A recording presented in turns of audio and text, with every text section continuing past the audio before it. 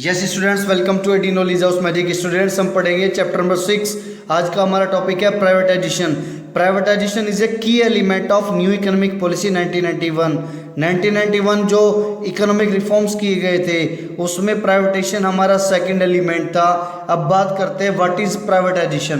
Privatisation is a implies ceding of the ownership और management of a government owned enterprise. Government की जो enterprise है, business organisations थी, उनसे उनका ओनरशिप और मैनेजमेंट वापस लेना क्या है, हमारा प्राइवेटाइजेशन है। या यूं कहे गवर्नमेंट कंपनीज को कन्वर्ट करना प्राइवेट कंपनीज में। गवर्नमेंट कंपनीज प्राइवेट कंपनीज में कैसे कन्वर्ट होगी? By selling of part of equity share. जो हमारी पब्लिक सेक्टर एंटरप्राइजेज है उनके इक्विटी शेयर्स को सेल आउट करना प्राइवेट इन्वेस्टर्स को, प्राइवेट कंपनीज को, क्या कहलाता है? प्राइवेटाइजेशन कहलाता है। जो हमारे इक्विटी शेयर्स बेचे जाते हैं किसको?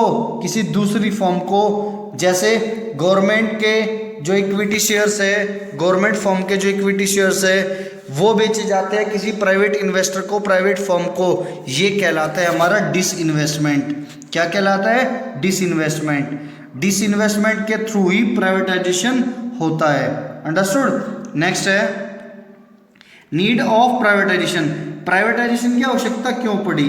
प्राइवेटाइजेशन की आवश्यकता हमें इसलिए पड़ी क्योंकि जो हमारा पब्लिक सेक्टर अंडरटेकिंग, जो बिजनेस ऑर्गेनाइजेशंस थी वो लॉस में चल रही थी।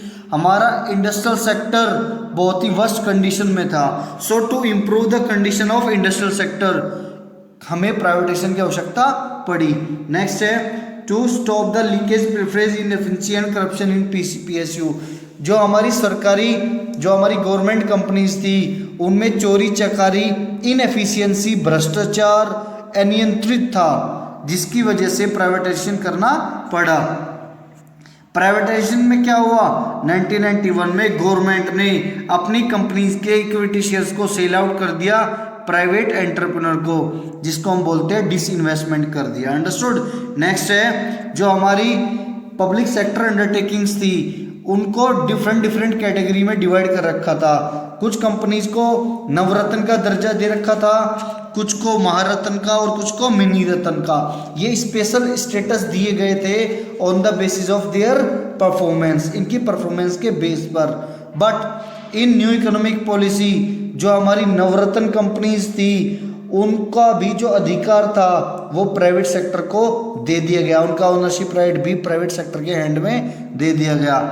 आज 13 सितंबर 2017 के अकॉर्डिंग हमारे इंडिया में 8 महारत्न कंपनीज है, 16 नवरत्न और 75 मिनी रत्न। ये वो कंपनीज है जिन्होंने हमारी इंडियन इकोनॉमी में अच्छा योगदान दिया है in context of employment, in context of development, in context of providing a good और advance quality products to Indian peoples. Next है मेरिट्स ऑफ प्राइवेटाइजेशन। प्राइवेटाइजेशन से फायदा क्या हुआ? प्राइवेटाइजेशन से जो हमारा मेन फायदा हुआ वो हुआ हमारी कंपनीज ने वर्क करना स्टार्ट कर दिया सेल्फ इंटरेस्ट के लिए, ना कि social interest. Means social interest बाद में, पहले सेल्फ इंटरेस्ट।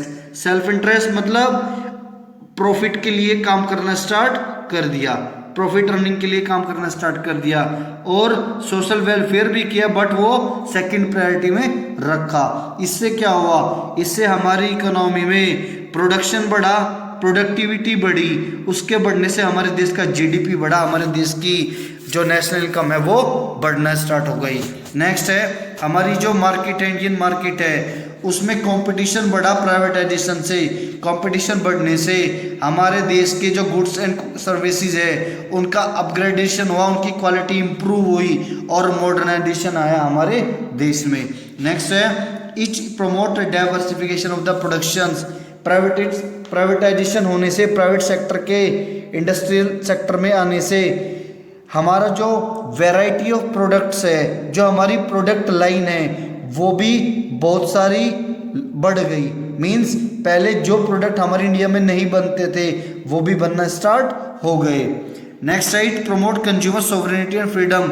हमारे जो कस्टमर है, कंज्यूमर है, उसको आज़ादी मिल गई। आज़ादी in the sense of wider choice of the product and better quality of the product. Understood. ये उनको आज़ादी हो गई। कौन कौन सी आज़ादी मिल गई? Free to choice, because now customer have a lot of variety of goods from which they can choose any product according to their wish. Understood. Next है डीमेरिट्स। जैसे हर चीज के कुछ फायदे होते हैं वैसे ही कुछ नुकसान भी होते हैं। आपको पता है प्राइवेट सेक्टर वर्क करता है किसके लिए? प्रॉफिट अर्निंग के लिए।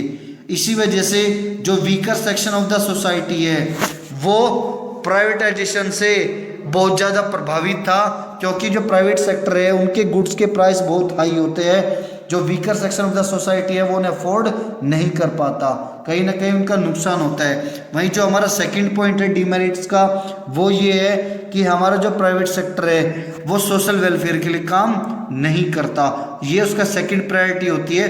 फर्स्ट प्रायोरिटी उसका सेल्फ इंटरेस्ट होता है, प्रॉफिट अर्निंग होता है, अपना खुद का भला करना होता है। अंडरस्टूड। नेक्स्ट है हमारा ग्लोबलाइजेशन। ग्लोबलाइजेशन क्या होता है? ग्लोबलाइजेशन होता है हमारा it is a process integrating the national economy with the world economy. अपने देश की इकोनॉमी को पूरे विश्व के साथ में जोड़ना, मीन्स अपने देश का जो अर्थव्यवस्था है, जो मार्केट है, उसे दूसरी मार्केट के साथ में इंटरेक्ट कराना, उसका लेन देन बढ़ाना ही क्या है? ग्लोबलाइजेशन है। जब एक नेशंस पूरे देश पूरे फॉरेन कंट्रीज के साथ में अपना व्यापार करता है, उसमें बढ़ोतरी करता है, दैट इज ग्लोबलाइजेशन। अंडरस्टूड। अब कौन कौन सी पॉलिसीज स्ट्रेटजीज यूज की गई ग्लोबलाइजेशन के लिए? फर्स्ट है इंक्रीज इन इक्विटी लिमिट। जो हमारे इक्विटी शेयर्स की लिमिट थी वो बढ़ा दी गई।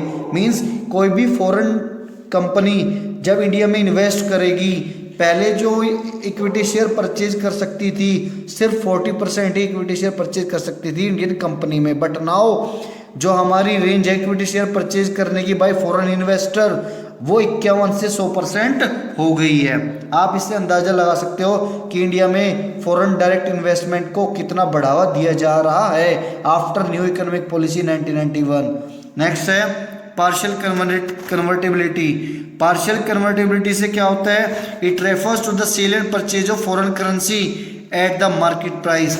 अब हमारी जो फॉरेन करेंसी है उसको हम खरीद और बेच सकते हैं मार्केट प्राइस पर।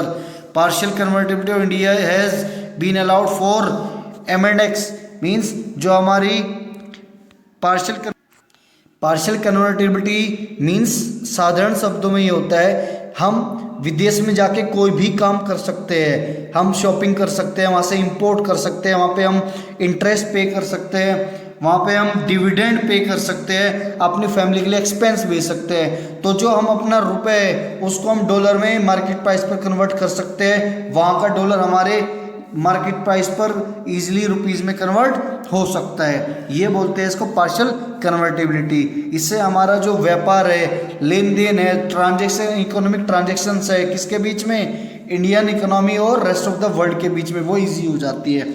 नेक्स्ट है लॉन्ग टर्म ट्रेड पॉलिसी। जो हमारी लॉन्ग टर्म ट्रेड पॉलिसी थी उसमें भी बहुत सारी जो रेस्ट्रिक्शंस थी उनको रिमूव कर दिया गया। उनके रिमूव करने से क्या हुआ?